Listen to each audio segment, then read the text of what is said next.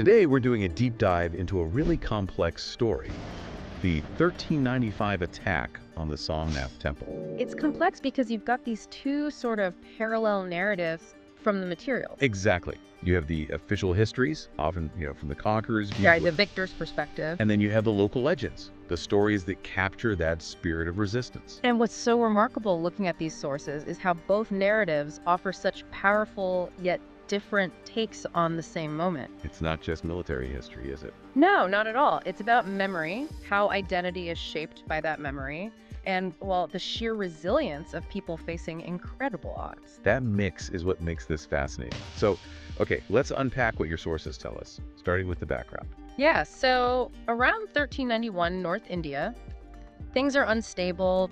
The Tughlaq dynasty's power is fading. Right, it's fracturing, and you start seeing these ambitious regional governors rising up. And that's exactly where Zafar Khan decks into the picture in Gujarat. Tughlaq Appointed him governor. And the sources describe him as pretty formidable. Oh yes, incredible determination, military skill. He moved quickly to consolidate power, sometimes with help from family, like his brother Shams Khan Dandani.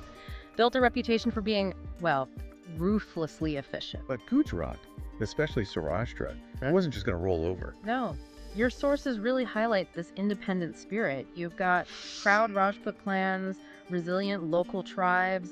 They valued their autonomy deeply. So as Zafar Khan gets stronger, his ambition grows too. He's not just thinking province anymore. Exactly. He sees Gujarat as a potential kingdom, a stepping stone. And to make that happen, he needs to break the spirit of these local powers. Which leads to the question your sources raise.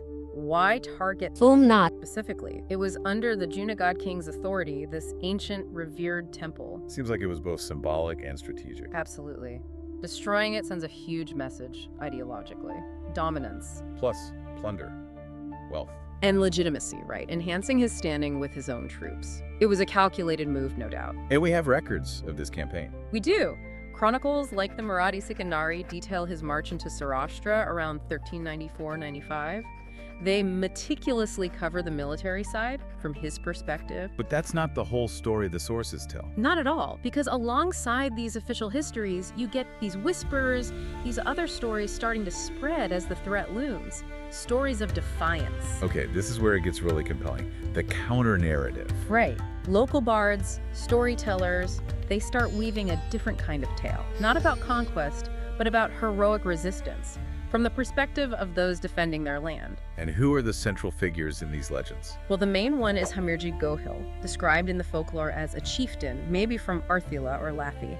He's depicted as incredibly devout, a warrior of faith. And the story goes, he hears about the threat to Somnath. Yes, and according to these bardic poems, he makes this solemn vow. To protect the shrine or die trying. Exactly, a profound commitment.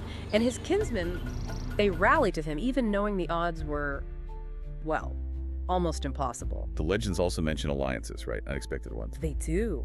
Vegdaji Bhil A chieftain from the Gir forests, renowned archer, knew the terrain like the back of his hand.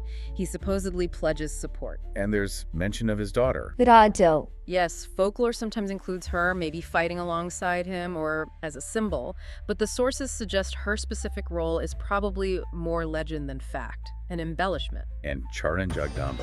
Who does that figure represent? Likely not a single historical person, but more the symbolic power of the Charans, the bards themselves. Their poetry could really inspire warriors, stir them to action. So Jagdamba represents that spiritual rallying force. It's important to note, too, your sources caution about some other details sometimes linked to this. Right, things like a specific battle of Bagheera or certain other names, they might be later additions to the legend or maybe confused with other events, not directly tied to this specific 1395 campaign historically. So the final stand happens at Somnath itself. According to both sets of accounts, yes. A coalition, the Junagadh king's forces, plus those inspired by these legendary figures. they fight with incredible courage. But courage alone. It wasn't enough. Not against Zafar Khan's superior numbers, his better equipment. The historical record is clear on that.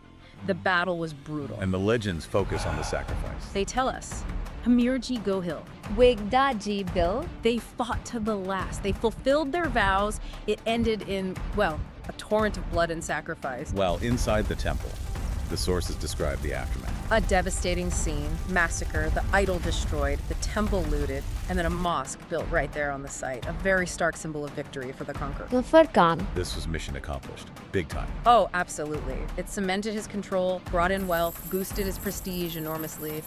This success was likely a key factor in him feeling confident enough to declare independence later, founding the Gujarat Sultanate in 1407. But for the local Hindu population, Uh-huh. it was traumatic, obviously, but also something else. It was the moment the legends really ignited. From the ashes of defeat. Exactly. The stories of Hamirji, Vegdaji, their companions. They didn't just survive, they grew stronger. They became immortalized. Not for winning, But for their commitment. for their unwavering commitment to their faith, their land. They became symbols of dying for dharma, for righteousness.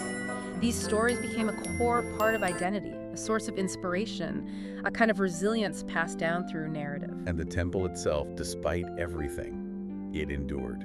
Your sources note it was rebuilt, time and again. It shows extraordinary resilience. This whole 1395 event is just such a powerful illustration of the clashes of that era, raw military power against this enduring cultural and spiritual identity. So when you bring all these sources together, what does it mean for you, the listener? You have the official history, the conqueror's story. And you have the legend, the story of resistance kept alive by the vanquished through folklore. It really makes you think about how we understand the past, doesn't it? Yeah. How do you reconcile these?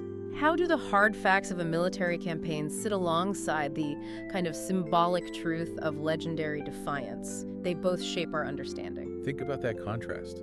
The cold facts of conquest, meeting the fiery spirit of resistance that echoes in those stories. They weren't celebrated for victory. No! They were celebrated for their unwavering commitment, for dying for Dharma.